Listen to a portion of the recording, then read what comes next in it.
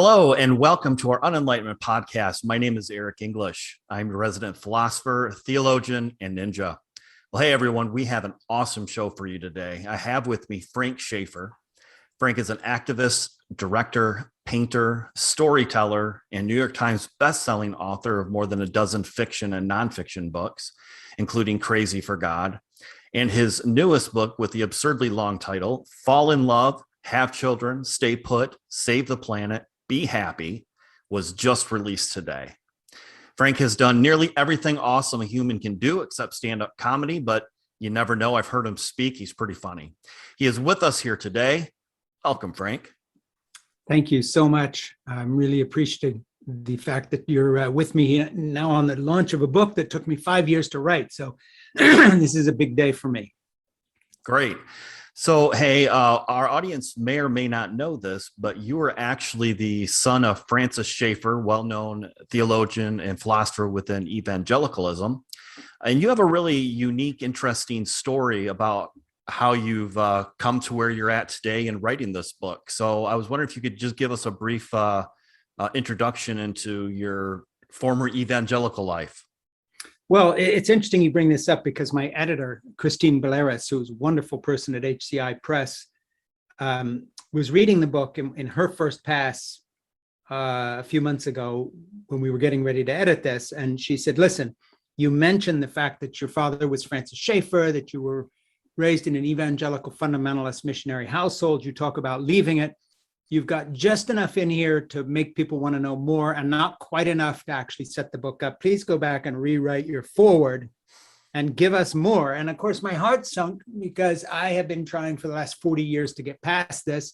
I wrote a memoir called Crazy for God about 15 years ago. And I thought, okay, I put this to bed. But having had one of the founders of the religious right as your parent, and having been his nepotistic sidekick with blood on my own hands, literally and figuratively, for having been part in the 1970s and 80s of the rise of the religious right and all the regrets and self-recrimination that go with that, it's not a subject that I wanted to readdress. But then, of course, with the election of Donald Trump and the switch of the Republican Party from being an ordinary political party on a conservative side to being a kind of a new thing, an anti-democratic vote rigging kind of people who don't even accept elections and all this other stuff. Of course, I've been getting calls from the media saying, hey, wait a minute, weren't you guys, your family, part of the change that happened to evangelicals that eventually overtook the Republican Party and gave us Donald Trump? And so, I'm pushing 70 now, and I don't think I'm ever getting out from under this.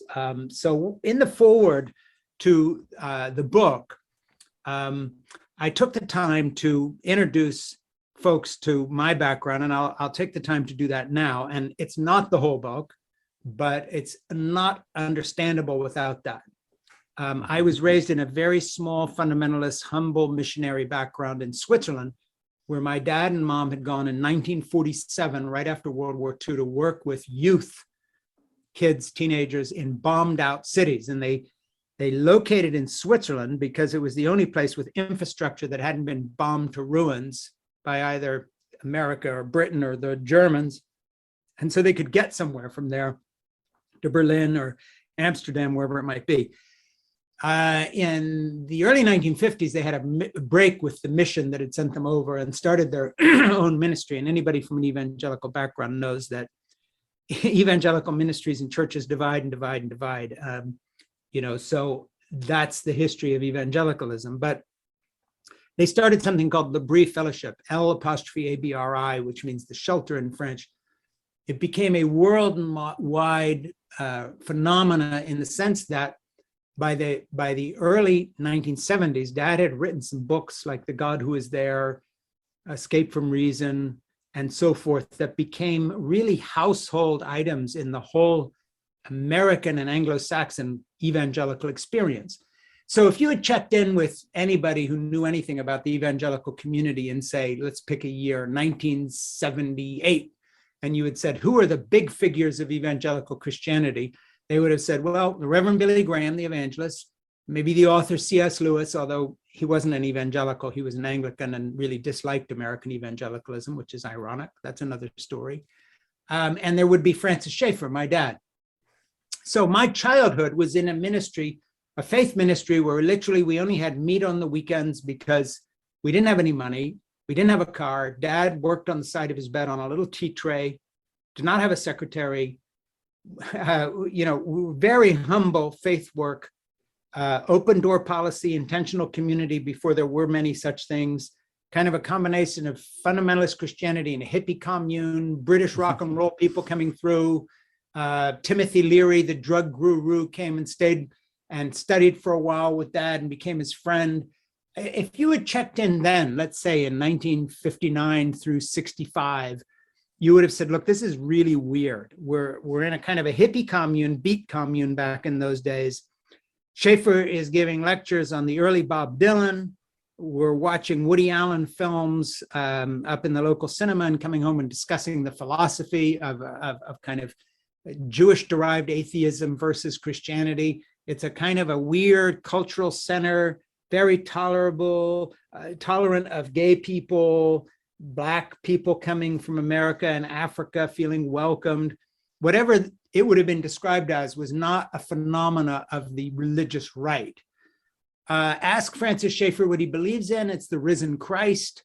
Jesus has all the answers. Straight evangelical fundamentalist gospel, but stay in the community. It's welcoming, it's open, it's inclusive. So really different. In other words, years later, when I got familiar with the big time American evangelical Christianity, it's like there was nothing else like this. And because of that, it became immensely successful and popular.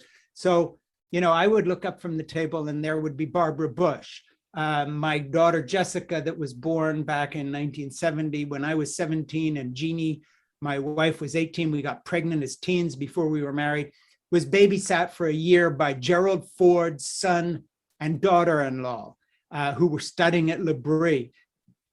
By that time in my life, my late teens, early 20s, I was the nepotistic sidekick heir to an evangelical superstar. And you have to either be a North Korean or a member of the British royal family to get how evangelicalism works. It wasn't just the Schaeffers that do this. Look at all the ministries. They rope in the wives and cousins. Everybody's on the payroll. They're supposed to be nonprofit 501c3 companies, but in fact, they are very, very, very profit-making, big deal enterprises. Now, ours wasn't that, but the nepotism was part of what we did. So we made a first film series that also had a book companion called How Should We Then Live, on art and culture, philosophy, the history of Christianity, and so forth. If you had read that, you might interpret it any way you wanted in terms of believing Dad's version of art history and culture and all the rest of it, but you would not label it as from the right wing. It was basically his idea of apologetics, ways to prove Christianity is true, the great music of Johann Sebastian Bach, the art of Vermeer and Rembrandt, the history of the Renaissance leading to humanistic philosophy and the Enlightenment, all of these things. But the last episode revolved around Roe v. Wade, because that had come down, that decision had been handed down while we were making the project. And Dad was very critical of it from the point of view of what he called judicial overreach, the creep of the judiciary into making legislative type decisions.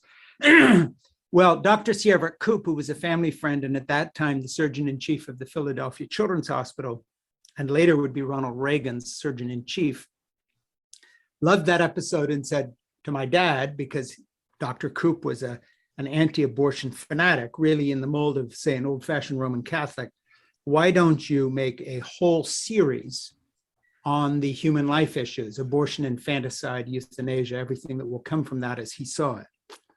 Dad didn't want to, because Dad, like many evangelical leaders at the time, was either ambivalent about abortion, or as in the case of Dr. Billy Graham, the evangelist, or Dr. Criswell, the president of the then Southern Baptist Convention and president of Dallas Theological Seminary, actually pro-choice. Sadly, it was me, a young, ambitious, mid-20-something, who wanted to make another film series that Dr. Koop first talked into doing this, and then I talked my dad into it. And so actually, little footnote here, one of the things that I've spent time doing in my writing when it comes to issues of race and gender equality and these other things is pointing out that my father, if he had not been involved in this last project, whatever happened to the human race film and book series, would not now be regarded as one of the founding fathers of the religious right. So he would be looked at like an evangelical leader, say the same way that Dr. Billy Graham is. Not that he was the same, but similar type of profile, but not of the right. So one of the bad things that has happened that I try to make some little restitution for is pointing out that I grew up in a multiracial, tolerant, loving community called L'Abri. My father was not this intolerant bigot of the kind that Jerry Falwell, the segregationist, was, or Pat Robertson, let alone a money-grubbing flake like so many of these big criminal enterprises that are basically what white big-time American Christianity in America has become. So in the introduction to my book, Fall in Love, Have Children, Stay Put, Save the Planet, Be Happy, one of the things that I did was try to map out a little bit of my own journey so that once I got into the topic of what I call real family values, as opposed to the misogyny that we were selling as family values, the fake family values that we were selling, oppression of women and so forth and so on. There's a context so that the story is not just about family values, care for children, relationships in which wives are equal partners to husbands, that has room for non-binary people, transgender people, gay people, and so forth. This story's background is my own change of mind and heart on these issues. So really the book, my editor was right. And by explaining a little bit of my own background, first of all, the book is a bit of a mea culpa and an apology for the part I played in luring my dad into doing something that later branded him in a way that is really unfair given the body of his work. But secondly, it goes to show, and a kind of a note of hope, that if a nepotistic sidekick, former evangelical right-wing hotshot, jerk by divine right, as it were, called Frankie Schaeffer can become something different, that the path to that change is possible for people. So the rest of the book is an argument for putting career second, and money second, and achievement second, and human relationships first. In other words, redefining the corporate definition of success into something that actually mirrors our evolutionary path in ways that gives us really joy-filled lives and caring lives of other people, which is really what the book argues for. And then I found, after sending it to some of my more sciencey friends, they were telling me, you're really on the right track here intuitively. Too bad you don't know anything about what you're talking about. Why don't you do some reading? Well, 5 years later, I completed the reading and wrote the 27th draft of this book, which is now being published today. And so it became a huge project on the level of taking an entire university degree in neurobiology under the tutelage of some sciencey friends of mine who actually do teach in universities, who would just say, okay, that's great, this chapter is better, but you still need to read 3 more books. I hate homework. I'm a terminal dyslexic. It was like a nightmare to me. But because it was putting forward an argument that comes literally from the heart of what means most to me, which is the childcare I give 3 of my 5 grandchildren on a daily basis, and explains the joy I find in that childcare as opposed to career ambition and this kind of stuff that our culture changes as we define ourselves by, not who are you, but what do you do is the question. So that's how the book all unfolded. It's kind of an ass-backward way of talking about it, but it really charts the change of mind and heart philosophically I have coming out of the religious right. It talks about real family values where we give people real choices and support in childcare and other things, as opposed to the fake family values, which are really just misogyny warmed over to put women in their place, quote unquote, from an evangelical perspective of men being in charge of everything. And then charts the change of heart I had, not because of some books I read, but really the experience of being the primary caregiver for my 3 youngest grandchildren for the last 12 years. So there's a lot folded in there, but it is the antithesis to what I was doing in the 70s with my dad's right-wing activities, put it that way. And maybe, I hope, a little bit of an answer to it, but also to capitalist corporate America, which is weirdly utilitarian and misogynistic and very much a mirror image of the sort of Ayn Randian ethic of evangelical leadership, which is these sort of superheroes leading these ministries, the Pat Robertsons, the Dr. Dobsons, these other people who step forward and tell people what to do with their lives. I've been all about that. I've rejected that. And I found, I hope, a better way that I've shared with people.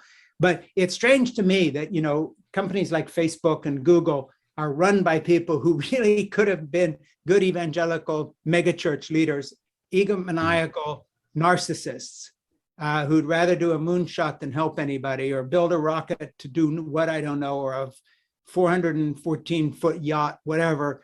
I know these folks. I grew up working with people like that. I almost became one of them. So, really, that's a really interesting story, and thank you for sharing that with us, because that really does provide some context into the majority of your book. What you said you started 5 years ago. What was the catalyst for writing this? Why did you? What popped into your head one day and said you really need to do something like this?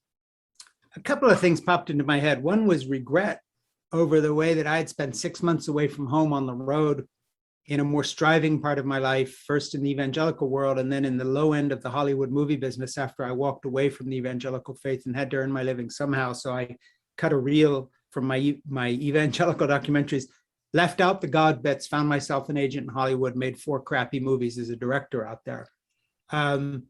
But when I started to write novels and was able to be at home more, I discovered a new path toward being a parent, really hands-on.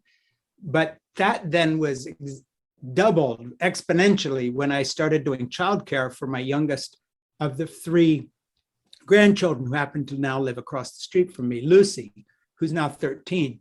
And really the discovery that in Lucy, I had found my truest calling, which I know this is going to sound weird, so let me finish this and explain it, which is actually mothering. And I don't mean that in a transgender sense, and I don't mean that in a gender sense, and I don't mean that in a calling sense. I mean that I discovered that my greatest joy came from caring for someone else, cradle to grave mothering and nurturing, being open to anyone, male, female, non-binary, gay, straight, you name it.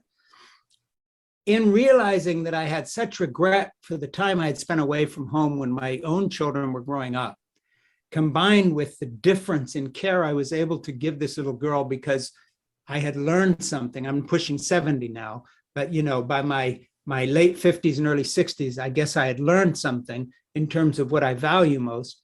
I just wanted to share that. And I wanted to share it with the kind of career education-driven, rather sad people I was meeting on campuses around the country as I went to speak at a lot of fancy schools, because my book, Crazy for God, turns out that it's used as a textbook in a lot of fancy places you've heard of, that I won't name, but you can guess where they are in both philosophy, but also the history of religion, anthropology, and so forth, because there's a lot of currents in terms of my journey out of the evangelical world and the history that I was witness to. And I kept finding people who were delaying relationships, delaying having children, delaying making commitments in favor of, what they thought were going to be big fancy careers, or, I've only got a master's degree and I need a PhD, or, I've got this teaching job, but we don't have enough money to have a child yet. And every part of my life I was discovering was most meaningful to me was relationship-based. Everything they were striving for was either a piece of paper, move away from your family because you're getting paid more in Texas than you are where you're living now in Oklahoma, whatever it may be, but a general dissatisfaction with the way things are. And I started analyzing, what have I learned? What is the message of university and corporate America to young people? What the hell's wrong with this picture? And what can I share here in terms of basic human happiness, not moral imperatives, but basic human happiness? And the bottom line is this: we in the United States of America have the wrong definition of success. Success is not your job. Success is not the amount of money you have. I'm not talking about meeting basic needs. I'm talking about final aspirations. To get really mushy here and sentimental, success is when you read happiness, contentment, peace, and safety in the eyes of those you love most. And if you are providing that reaction from a child, from a partner, from a spouse, from a friend, you are succeeding in this life. If all you're getting back is bigger bank balances, job status, power over others, it's not a question of failing and you're going to be judged for it. It's a question of building a road towards dissatisfaction and unhappiness, because that way lies madness. There's never enough. You always need more. So, when I was comforted by Lucy sitting on my lap while I was talking on a laptop computer with my dying mother in Switzerland, I kept visiting her, and she didn't die during the visits. She up and died at age 98 when I wasn't there, but we talked all the time with my little 2.5 and 3-year-old Lucy on my lap. Nora is the one I'm caring for now, who's little. I realized that what I was getting back from her in terms of making that situation bearable was something that no job, no title, no money, no bestseller, the fact that I've been on Oprah, blah, blah, blah, blah, none of this meant shit. What meant something was having the unconditional love of a little girl who, when my mom died and Lucy was sitting with me as we talked to my niece who was with her in a room in Switzerland where she had gone to live with my sister. And I said to Lucy, I'm so sad my mother died. And Lucy turned age 3 and put her arms around my neck and said, Ba, because they call me Ba, B-A, you have me. Well, in that moment lies the entire knowledge and wisdom of the human race. And if you don't get that, you're missing the boat. So it was out of that experience that came the desire to write a book in which I explored the why and wherefore of what it is that resonates with us from our closest relationships that never is produced by any other experience. And why does it stay with us? And why, as we get older, do we crave this more and more and more? In other words, growing a little wisdom. Why does this become very clear to so many more people, including people, by the way, like David Letterman, who now looks back on his life with great regret of all the years he was this hot TV star, fucked around and messed his marriage up, finally has a baby. And it's like, why wasn't I a faithful husband with a child years ago, now that I know later in life what this means in comparison to all the razzle-dazzle and bullshit I was involved with before. Now, these things aren't mutually exclusive. We all need jobs and so forth. So the second part of my book, having laid this out and given it some science, which is basically the science of the survival of the friendliest rather than the survival of the fittest, because none of us would be here if it had been the survival of the fittest. That's utter bullshit. Darwin never preached that, by the way. I have a little bit in the book about how he was misinterpreted by people who wanted survival of the fittest, brutality in industry and all these other things. He was always about the survival of the fittest, survival of the friendliest, because adaptation means learning to get on with others. That's why you survive. None of us would be here if somebody hadn't shared food in our ancestral village, if somebody hadn't cared for us, somebody hadn't sacrificed for us. That's why anybody survives, whether in this life or going back eons into the beginning of evolutionary history and hunter-gatherer tribes and so forth. So the book became an argument for the survival of the friendliest, not based again on any kind of political agenda or religious agenda of, oh, let's be nice to each other, but based on the agenda of happiness, pleasure, and joy. You are not happy unless you are a person living in community with others. You are not happy unless you have someone to call who loves you when you are in trouble. You are not joyful if you are turning to ashes the best things, as it were, throwing away the candy wrapper, eating the candy wrapper and throwing away the candy again and again in life. So then the book became an argument almost for a legislative change. And then a weird thing happened. Speaking of the right time at the right time or place or whatever, COVID came along in the last year of my work on this book. And I suddenly realized that everything that the COVID virus was forcing capitalist, career-oriented Americans to do, stay home, take a deep breath, look around, decide what really matters. All these guys, hotshot executives suddenly in Zoom meetings with a toddler running through, and now they have real lives. I mean, the background's no longer this thing. Like the other day I was talking to you and I heard this little voice.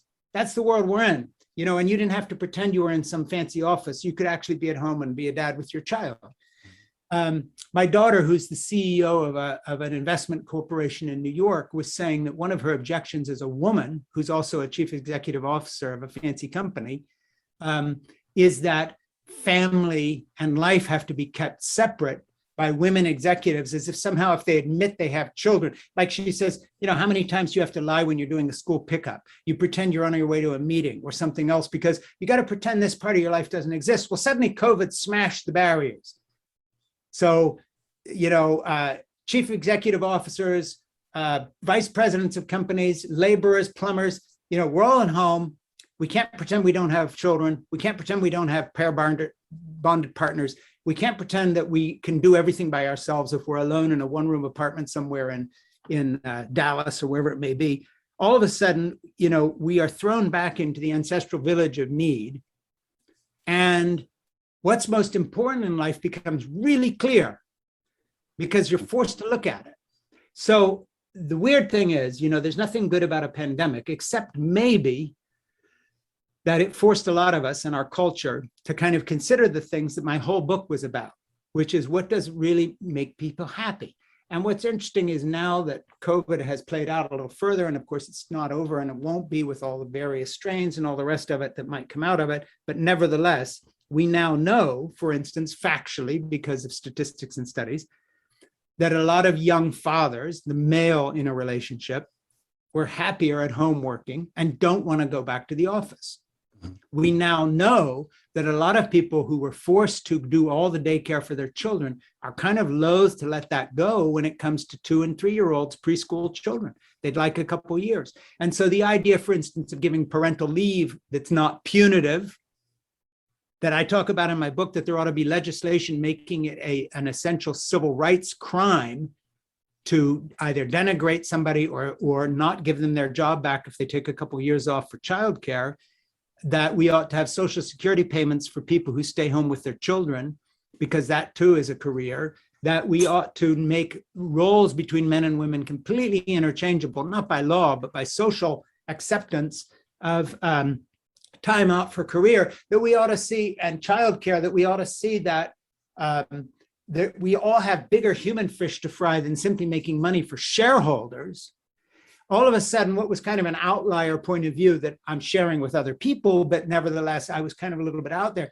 Hey, every time I open the New York Times, the Washington Post, the Guardian, the Atlantic, the New Yorker, there's another piece by someone who's quote unquote discovering something that the primordial ancestor in a cave who was only surviving by community because we were all pitching in with childcare could have told them, but only modernity made us forget. So that's what the book is about. And the science is all there to support it. I mean, the whole thing has changed in terms of neurobiology and studies of parenthood and the rest of it. So I'm not an outlier and I'm not quoting fringe stuff. The mainstream now is all about the survival of the friendliest, cooperation and community. That's where everything's at. So, I had a treasure trove of things to quote and choose from, intermingled with my own stories, so that, by the time I got to the final right of fall in love, have children, stay put, save the planet, be happy, when you mix COVID into it, I was quoting articles of people who had discovered what I had been writing for 4.5, almost 5 years in my book, hoping somebody would agree. And now they're all ahead of the curve, writing articles about what they've discovered during the COVID years that absolutely point for point for point for point. I'll give you one example. Joe Biden's early legislative efforts to try to do childcare packaging, early legislative efforts to have a better social safety net so moms and dads could go back to work. All this stuff that actually became part of our going history, I was talking about in the book, calling for it. COVID forced our hand and sort of advanced the game. And now, it's an open question how far we can go. So essentially, my book is calling people back to these basic relationship-based human joys, away from what's good for corporate shareholders. So I've read your book, and if we had not had a pandemic, my conclusion on your book would be these are all great ideas, but I don't think they're very practical. Right. And I think what the pandemic has demonstrated is just how practical they really are, and that the world can move forward. Businesses can still survive and do what they're doing, and people can still it's almost like a new family values. Yeah. And the funny thing is, the more enlightened corporate leaders, people like Pfizer, for instance, that also happen to cook up our vaccine, a lot of them are beginning to actually call for the same thing and make changes in their companies. Toward the end of my book, if I can just read something to you, I put a little thing that's, here's how to make your bonding work and maybe raise good kids too. It's a little bit facetious. Maybe you already know that living in the moment with those you love is your best bet for experiencing joy. Maybe you already want to help start a social, legislative, political, and spiritual revolution that changes the way our culture puts work, money, and power ahead of love. So here are some ideas in no particular order of importance to help you change the world around us and maybe your daily life too. If my list to follow starts to feel daunting, hang in there. There is no way to do all I recommend, but what matters is this: embrace the chance to love and be loved. And then here's a little list of things, and I'll just read a couple of them. Fight for legislation that takes family-friendly, relationship-strengthening steps in an enlightened survival of the friendliest direction. Family leave, federal Social Security type financial support for every stay-at-home child caregiving parent, laws protecting the rights of parents returning to work, federal funding for 100% of all public education, and free medical care for all, for a start. Fight for legislation and regulation of the tech giants. Make them fully accountable on privacy issues. If you want to make the most difference possible to our human future, then work for, donate to, fight for, and demand programs to educate girls and women worldwide. No girl, however poor, however desperate her country's situation, should be excluded from school. Go out of your way to be kind, even if you don't feel like it. Think before you speak. Put down that fucking phone. That's a point in my book. We tend to look for the big events as important when it is really the small moments that matter most. Do the small things well, the rest will follow. So that's in the wrap up of the book, but I have spent 300 pages laying out why these aren't far-fetched, crazy ideas, why they actually fit, not some biblical narrative or philosophy or whatever, but the actual way we evolve. These things that I lay out in my book have their roots in our evolutionary history. They are built into us. And I'll just give you one example I go through in the book. Why do we love? Love isn't some romantic idea for, Hallmark cards and holidays and Valentine's and all this. Love is a genetic biological fact. It is the basis of all human existence. I don't mean that in some spiritual way. This is literal. Here's how it rolls. We have love because babies are born with big heads that would kill all their mothers if all human babies were not born prematurely. Because if their heads had developed as the heads of other primates and mammals develop, where kids can fall out of the womb and then be walking around and eating in treetops a few days later, with a few exceptions, the gestation for humans is cut short by premature birth. So we're born with our brains developed less than half their size. They have to develop outside the uterus. It takes years to raise a human child compared to all other primates. Why? Because we are social creatures. We're social creatures so mothers can survive. Evolution never provided women with pelvic measurements that would let them survive childbirth without small heads of premature babies. This is a very weird thing. We're the only people that do this. We are designed, therefore, to be social creatures. How do you motivate people to get up in the middle of the night and feed a baby? How do you motivate fathers to stick around, parents to stick around, communities to stick around? You motivate by giving them this weird set of brain chemistry facts that is now proven by science, and oxytocin and all the other things that happen. They give you this overwhelming, passionate feeling of love. So yes, it's 3 a.m, and yes, this is the 10th night I've been woken up in a row, but no, I did not just throw my baby out the window, even though she's crying again, because I've got this overwhelming sense of love that overrides the whole get rid of this little pest thing and makes me not only keep this child, but maybe do more than that and stick around if I'm a parental unit who's not maybe attached romantically anymore, but I'm going to do it for the kids, et cetera, et cetera, et cetera. It isn't only biological parents. They've done all kinds of testing in the last 15 years that is absolutely rock solid studies of adoptive parents, gay or straight, doesn't matter. Once they have a close bond with a child, it doesn't have to be at birth, but put in the time and energy, they get exactly the same chemical product happening in their brain as mothers, biological mothers do, holding a newborn child and breastfeeding her. So we are built literally to survive because of love. Now you build a whole culture that says love is not important, attachment is not important, bonds are not important, fidelity to the partner is not important, not just talking about sexual fidelity, but to that is an ideal. Family is not important. We will do nothing for single moms. We will give them a choice, abortion or go broke. Mm-hmm. We will do nothing for young parents. Come to work a few minutes after your baby's born or lose your job. We will do nothing for males that enjoy taking care of children. We will say, hey, you will not have a serious career left if you're in the middle of your residency as a cardiac and thoracic surgeon. If you quit and go home and take care of a toddler for 3 years and then come back, you will never find your standing again. We don't honor that. We will do nothing for people's needs when it comes to medical care and the cost of having a child. We do not present women with real choices. We say, have a sexy, powerful career, and or wait till you're 43 to try to have a baby and spend $180,000 on IVF and all the other technologies. And then wake up one morning and realize, shit, my mother's 87 and there'll be no grandparent experience for this child. I am alone because I've smashed the ordinary human community of intergenerational relationships. There are so many things our career-oriented job-first culture has thrown away to chase this ideal of higher education combined with high-profile, sexy work, which, by the way, very few people attain. So we set up the same thing for someone who's going to be a manager in a store or going to be working at a cashier. We give nobody any breaks at all. So, Jeff Bezos fires off rockets, but he won't let his people unionize. God forbid they want more than $15 an hour.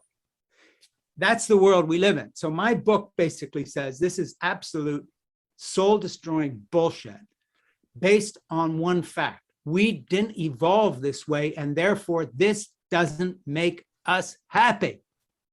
So don't ask again, why do loneliness statistics skyrocket? Why are there more and more teen suicides? Why do we have such trouble putting relationships together? Well, hell, if you've moved 11 times, which the average American does in their lifetime, chasing jobs and education, you have no family nearby. Good luck with your relationship of the pair-bonded thing when you don't have anybody to call to help you with that young child. Look at the other end of life. People, wandering around in retirement communities, feeling lonely, wherever they've gone, their family is somewhere else.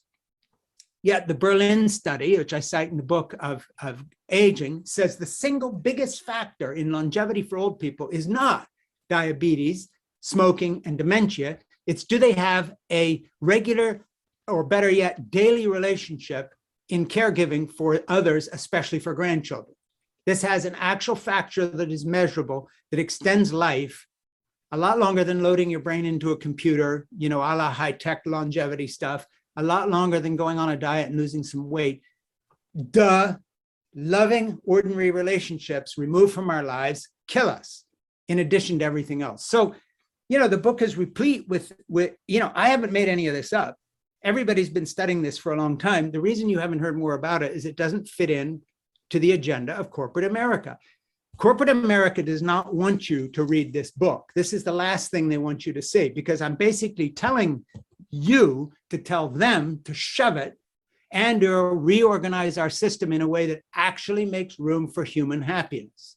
And it starts with relationships. And again, this isn't for just married, straight couple, monogamous couples like me. This is for my gay and non-binary friends. This is for everybody.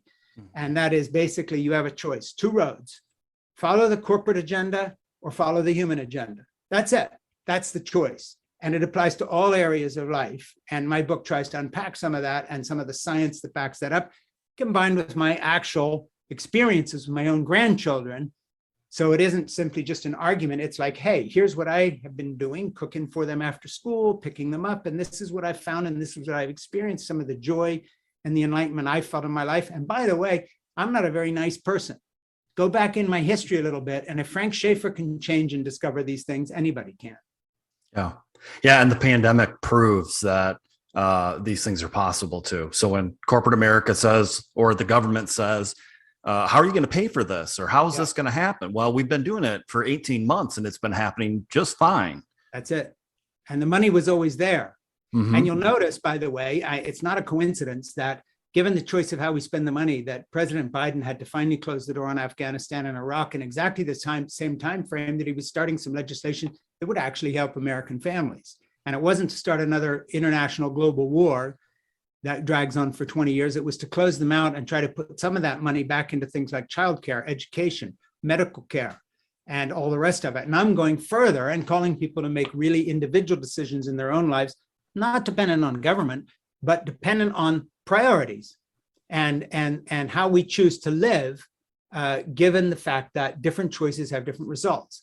So if we raise our kids telling them, listen, the only thing we want you to do is get into a good college, because if you get into a good college, you can earn all that money, and this is the most important thing. How about instead raising them to be caring, loving individuals that don't care so much what their job title is, or whether they've got a 15-room house overlooking Bel Air in Hollywood, or whether they've got a small apartment in the Bronx, but rather the relationship matters and their family matters. We would have a much happier culture and less besotted by consumerism. And then there's a whole nother thing, which I get into a bit in the book. And that is, what have these big fancy careers done? Well, they have brought our planet near to collapse, where no life on Earth is going to be able to survive our, quote, careers much longer, because they're all about consumption and they're not about regenerating what we've got. So the really big arc is that when you fall out of step with your evolutionary history and you chase other things that don't fit in with what make us happy, you actually have the other shoes keep dropping. So who would have thunk it? All this American success has led to the destruction of our planet.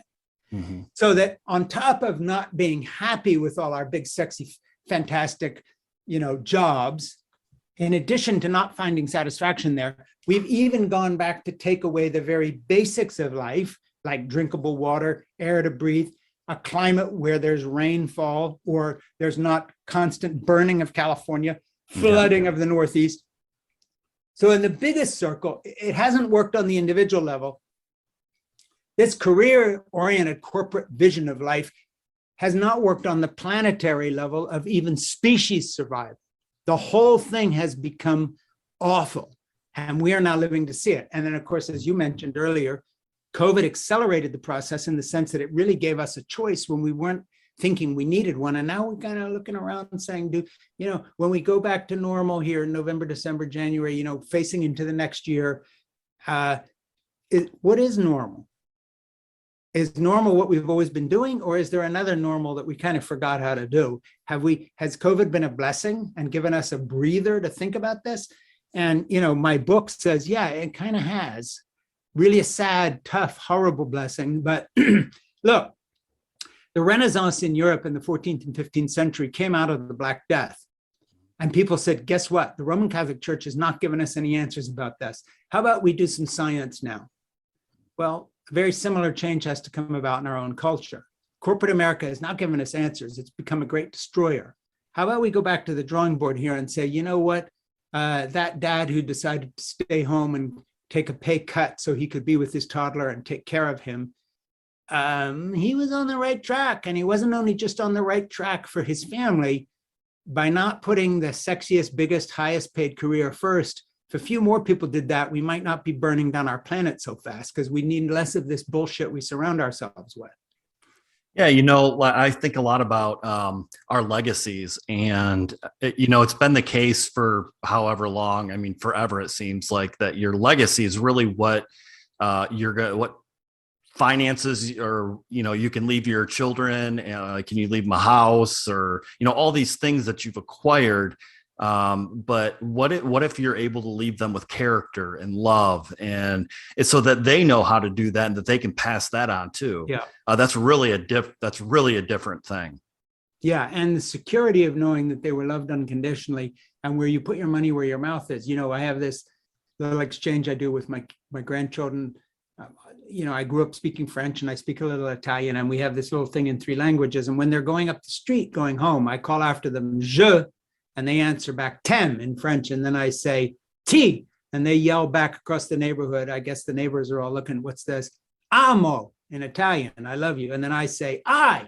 And the last thing they say before they go in their door is "love you."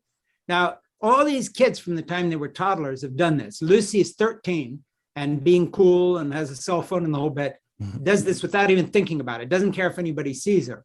And to me, the fact that with this phone of hers now, yeah, she texts some of her friends, but every single day she tells me what she's doing. And she comes by on the weekends to let me know what's going on. And she uses a little space I've got in the barn where I set up an easel, and I say, look, we're going to run out a lot of stuff, but I promise you'll never run out of art supplies. And she never has. And so she shows up there and works.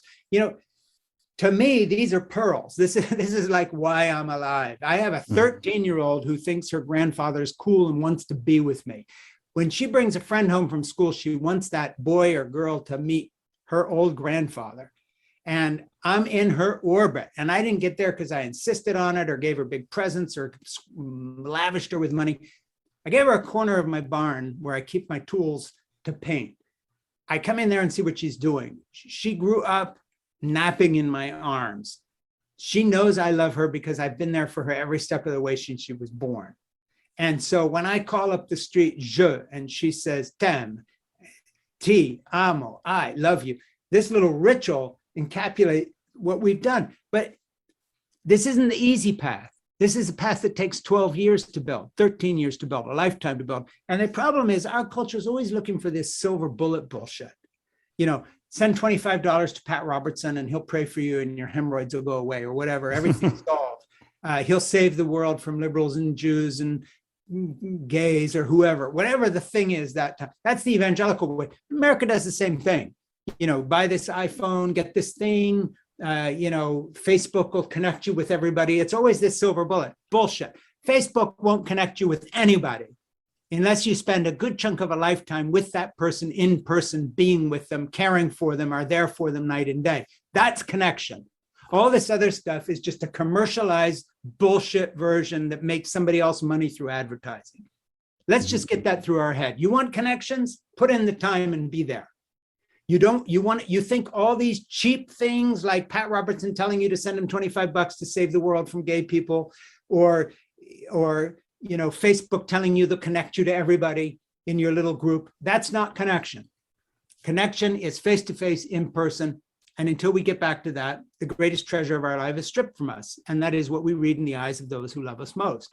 Yeah, sure, there's separation from some people. You can't be everywhere at once. I'm not saying I never use the phone or I never use a Zoom call or whatever, but I haven't, it's been a long time since I've deluded myself into thinking that tech will put us all back together again. It's not going to. So, essentially human community is human community. That means proximity. That means making choices not to move for the job that took you away from these people. That means making less and living more simply. If that means you can be closer to the people you love and who love you, that means being there for people even when they annoy you if you're close to them. That means not walking away from a relationship, but sticking with it through hard years. So you go on to the benefits of having an old friend who's been with you for life, as I have experienced with my wife, Jeannie, we got pregnant when she was 18. I was 17 in an evangelical community, total mess. And, we're still fighting through a lot of things, but the story kind of looks like it's sort of ending happily because Jeannie stuck with it. She was very patient. She kicked my ass. I changed. I wanted to change. The motivation was love. And the motivation was something that I look back on now and I'm grateful for. I don't remember what it was like the first day I was shooting a movie after I thought I wanted to be a movie director. I do not remember what I was feeling like the first time I saw a book published. I've been on some big TV shows and stuff. I have no desire to go back and do more of that in the sense of like, oh, I wish I was doing this instead of just taking care of children, whatever. It's quite the reverse. So I think that my book will encourage anybody who's already putting human values first, parents, adoptive parents, gay and non-binary people working on their relationships instead of their putting jobs first, PhD candidates who take a year off to have a child when their advisor is telling them, don't do that, it'll hurt your career. Go to hell, I'm gonna do this. I'm putting this first. We have to have the courage to push back against this system, and that's what I'm talking about. Well, hey, everyone. The book is Fall in Love, Have Children, Stay Put, Save the Planet, Be Happy. And we have been talking with Frank Schaeffer. His book comes out today. Go out and get yourself a copy. I have read it. It is a great book, and I think that it has incredible practical value. Frank, thanks so much for being on our show today. Hey, Eric, I really, really appreciate it. Thank you for taking the time and reading the book. And please let your folks know that if they have questions for me and get in touch with you, you will pass them on to me. I do answer my emails. Great. Thanks, Frank. Thanks.